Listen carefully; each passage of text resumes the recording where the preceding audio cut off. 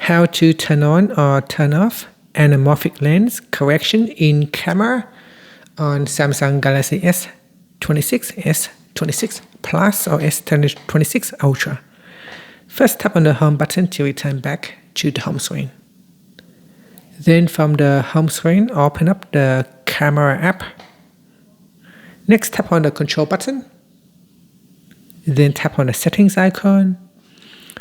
In the camera settings, we then scroll down and tap on Camera Assistant. Next, scroll down. And in here, tap on Anamorphic Lens Correction. Here you can choose off, or you can set it to 1.33, 1.55, or 2.0x. And that's it. Select one of the options and then tap on the back to go back to the camera, or tap on the home button to go back to the home screen.